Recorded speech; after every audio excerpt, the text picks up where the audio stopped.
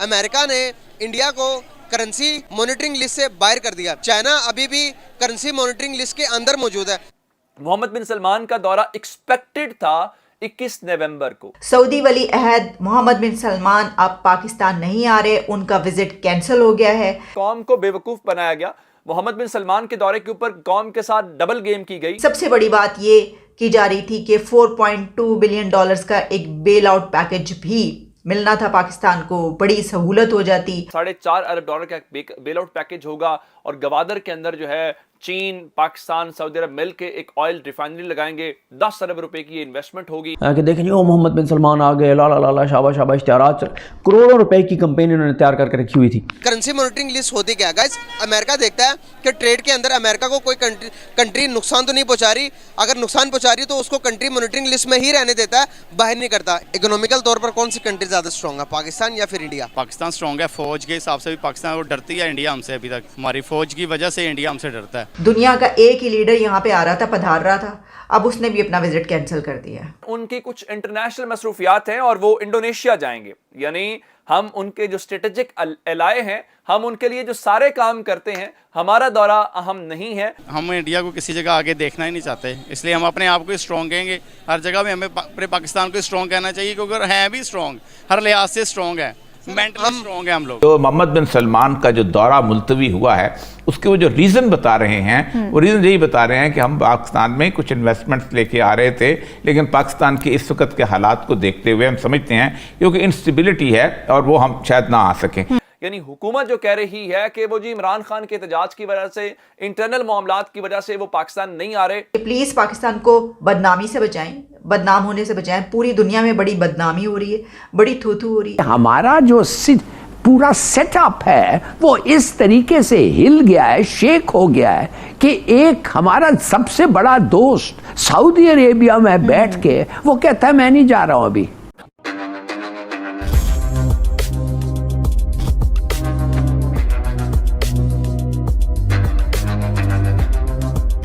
नमस्कार दोस्तों, 2 दिन से आपने पाकिस्तान मीडिया में देखा होगा पाकिस्तानी लोग अपने बगले बजा रहे थे और भंगड़े कर रहे थे, क्योंकि सऊदी प्रिंस मोहम्मद बिन सलमान पाकिस्तान आने वाले थे और पाकिस्तान को $4 बिलियन के भीख भी मिलने वाला था।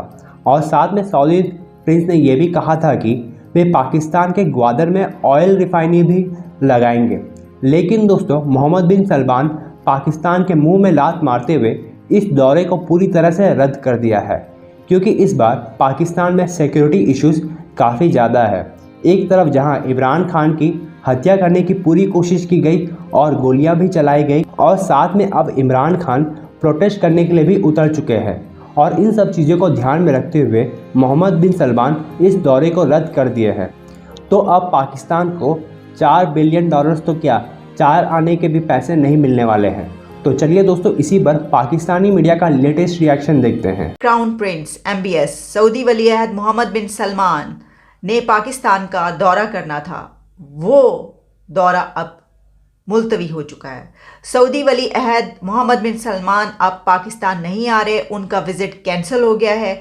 इस विजिट की काफ़ी दिनों से बात की जा रही थी। 21 नवंबर को उन्होंने पाकिस्तान पहुंचना था, तैयारियां भी हो रही थी। सबसे बड़ी बात ये की जा रही थी कि $4.2 बिलियन का एक बेल आउट पैकेज भी मिलना था पाकिस्तान को, बड़ी सहूलत हो जाती, और भी कुछ फैसिलिटीज़, कुछ डॉलर्स और फंड्स और इमदाद, इस तरह की बात की जाती है। आप जानते हैं कि तेल की मद में भी पैसा जो है उसकी भी बात होती रहती है सऊदी अरेबिया से। ये सब कुछ अब नहीं हो पाएगा। इसकी वजह यह है कि पता ये चला है कि सऊदी प्रिंस वली अहद मोहम्मद बिन सलमान अब पाकिस्तान नहीं आ रहे। अब इस विजिट के कैंसिल होने की रीज़न क्या है, इसकी वजह क्या है? इसकी वजह यह है कि इमरान खान ने अपना ये जो लॉन्ग मार्च शुरू कर रखा है, ये उसका पीक टाइम होगा उस वक्त के जिस वक्त एक नई अपॉइंटमेंट भी हो रही होगी और MBS भी आ रहे होंगे। तो देखिए वही हुआ, उनका विजिट कैंसिल हो गया। अच्छा, एक दफ़ा पहले भी हो चुका है ऐसा। आपको याद हो जब इमरान खान ने इससे पहले 2014 में धरना दिया था, तो रेड जोन में उनका धरना था और चाइनीज़ प्रेसिडेंट शी ने आना था, उनका विजिट भी कैंसिल हो गया था। तो खान साहब से एक तो हम ये गुजारिश करेंगे कि सर, पाकिस्तान के ये जो इस तरह के विजिट्स हैं ये कैंसिल नहीं होने चाहिए। दुनिया का एक ही लीडर यहाँ पे आ रहा था, पधार रहा था, अब उसने भी अपना विजिट कैंसिल कर दिया है, वो नहीं आ रहा। तो ये कोई अच्छी बात तो नहीं है। पहले ही हमारे जैसे हम बड़ी तरक्कियां कर रहे हैं और बड़े हम पहुंच गए हैं आसमानों पर कि अब ये हो रहा है हमारे साथ। और इसी के साथ हम ये भी कहेंगे इमरान खान से कि प्लीज़ पाकिस्तान को बदनामी से बचाएं, बदनाम होने से बचाएं। पूरी दुनिया में बड़ी बदनामी हो रही है, बड़ी थू हो रही है। इस महीने पाकिस्तान का एक अहम दौरा होने वाला था और हमें ये बताया गया था नवंबर के पहले हफ्ते के अंदर ही सिक्योरिटी टीम आएगी और सिक्योरिटी टीम आने का इंतजामात का जायजा लेगी। उसके बाद $4.5 अरब का बेल आउट पैकेज होगा और गवादर के अंदर जो है चीन, पाकिस्तान, सऊदी अरब मिल के एक ऑयल रिफाइनरी लगाएंगे। 10 अरब रुपए की ये इन्वेस्टमेंट होगी। तो देखें, आलमी सरमायाकार जो हैं वो पाकिस्तान के ऊपर एतमाद करें। अब आपको यहां तक एक बात देखनी है कि अभी तक पाकिस्तान की मौजूदा हुकूमत सऊदी अरब गई, कतर गई, उसके अलावा दुबई गई, चीन गई, कोई पैसा इनको नहीं दे रहा, कोई इनकी बात सुनने को तैयार नहीं है। जो मोहम्मद बिन सलमान का जो दौरा मुलतवी हुआ है उसके वो जो रीज़न बता रहे हैं वो रीज़न यही बता रहे हैं कि हम पाकिस्तान में कुछ इन्वेस्टमेंट्स लेके आ रहे थे, लेकिन पाकिस्तान के इस वक्त के हालात को देखते हुए हम समझते हैं क्योंकि इंस्टेबिलिटी है और वो हम शायद ना आ सकें। लेकिन सबसे बड़ी बात है कि पैसे तो भिजवाए जा सकते, पैसे तो चेक से भेजे जाते हैं ना, पैसे तो सलमान खान को उसमें ब्रीफ केस में रख कर तो नहीं लाना उन्होंने, वो तो ट्रांसफर होनी है, टेलीफोनिक ट्रांसफर होनी है, किसी तरह भी ट्रांसफर होनी है। मेरा ख्याल यह है कि पूरी दुनिया अब इस वक्त अगले 15 दिनों को देख रही है। ठीक है, कैसे 15, और लगता यही है कि अगले 15 दिन के बाद मामला जो है वो शायद बहुत तब्दील। शहबाज साहब ने एक दिन का दौरा मुलतवी कर दिया, राना सनाउल्लाह साहब बीमार पड़ गए हैं, ठीक है, ख्वाजा आसिफ साहब वहीं बैठे हुए हैं, अहमद खान वहीं बैठे हुए हैं, मरहम नमाज पहले चली गई थी। ये हो क्या रहा है, ये बड़ा एक कंफ्यूजिंग सवाल है। दूसरी बात यह है कि हमारा जो पूरा सेटअप है वो इस तरीके से हिल गया है, शेक हो गया है कि एक हमारा सबसे बड़ा दोस्त सऊदी अरेबिया में बैठ के वो कहता है मैं नहीं जा रहा हूं अभी, इनको पता नहीं है क्या हो रहा है। इन अदर वर्ड्स कि मैं जाके एक के साथ एग्रीमेंट करूंगा, वो दूसरा अगर इलेक्ट होके आ जाए वो कहेगा जी मेरा तो एग्रीमेंट आपके साथ ये नहीं था, लिहाजा कोई और करे, वो कुछ और चाहेगा।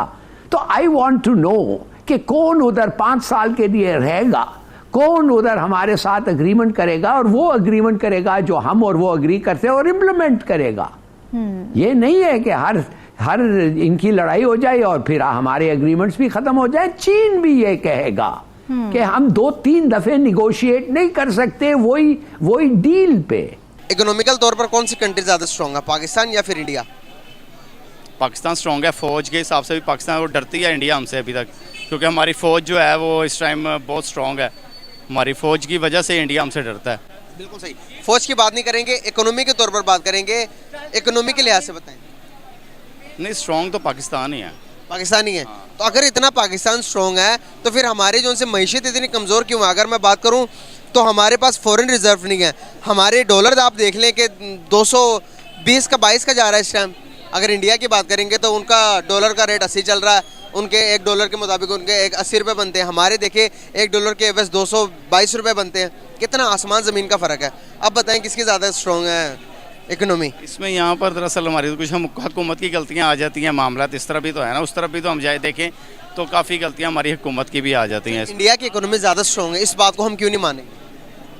हम इंडिया को किसी जगह आगे देखना ही नहीं चाहते, इसलिए हम अपने आप को स्ट्रॉन्ग कहेंगे। हर जगह में हमें अपने पाकिस्तान को स्ट्रॉन्ग कहना चाहिए, क्योंकि हैं भी स्ट्रॉन्ग, हर लिहाज से स्ट्रॉन्ग है, मेंटली स्ट्रॉन्ग है हम लोग। एग्जैक्टली, आपने बहुत प्यारी बात की। मेंटली स्ट्रॉन्ग नहीं है हम, इसलिए उसकी इकोनॉमी हमसे ज़्यादा स्ट्रॉन्ग हो गई है।